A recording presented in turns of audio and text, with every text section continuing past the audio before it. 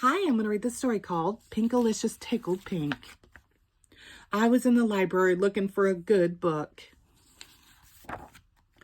I poked around the shelves until I found something with a bright pink cover and shiny gold letters.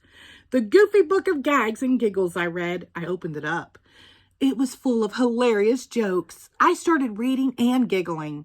I bit my lip to try to keep from laughing out loud, but the jokes were too funny. I checked the book out and put it in my backpack until recess. When it was finally time to go outside, I took the book with me. "What are you reading, Pinkalicious?" Molly asked. "A joke book I found," I said. "Listen to this. Where do cows go on a first date?" "To the movies."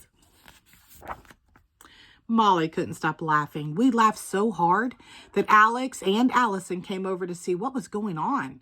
"Pinkalicious has a joke book," said Molly. "Go ahead, Pinkalicious, read them another one." "Okay," I said. "Why do birds fly south in the winter?" "Why?" said Alex, Molly, and Allison. "Because it's too far to walk," I said. We giggled until our tummies hurt. I told them another joke and another. Soon everyone was listening to us. "Pinkalicious, you're hilarious," one kid said, laughing. "No, she's not," said Tiffany, who was listening the whole time. "Anyone can be funny if they're reading from a book. I bet Pinkalicious doesn't have a real funny bone in her body." "I do too," I shouted, my cheeks turning pink with anger. "Prove it," said Tiffany. She challenged me to a laugh-off for the next day. "You can tell any joke you want, but you have to make it up yourself," she said. I wasn't sure I could think of a joke as good as the ones in the book, but I agreed. Everyone was watching. What else could I do? That night, I told my family about my dilemma. I need to create a joke that's fizzier than pink lemonade, more fun than pink cupcakes, more pinkatastic than pink. I said, it has to be the most pinkerifically funny joke of all the time. "Hey, Pinkalicious, I have a joke," said Peter. "Knock, knock. Who's there?" "Pinky stinky underwear." Peter practically laughed himself right off his chair. "Yuck, Peter," I said. "Not funny. Not funny at all." I paced and pouted and panicked.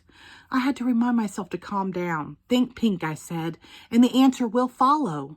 In the middle of the night, I had an idea. Maybe, just maybe, it would be good enough to win. The next morning, I had trouble swallowing my cereal.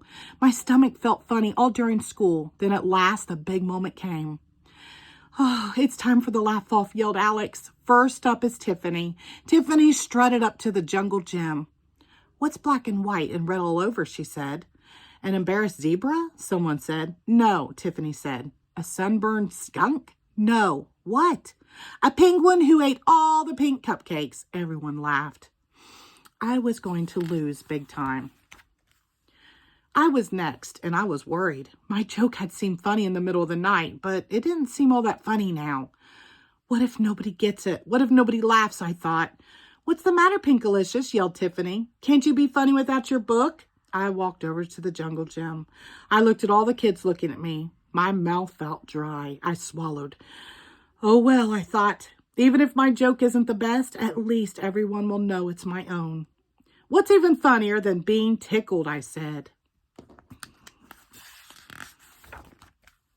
"Being tickled pink," I cried. I tickled people until they laughed so hard their faces turned bright pink.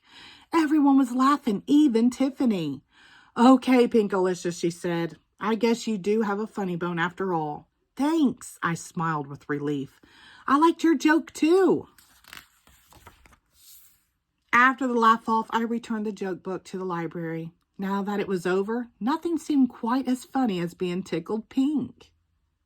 The end. Thank you.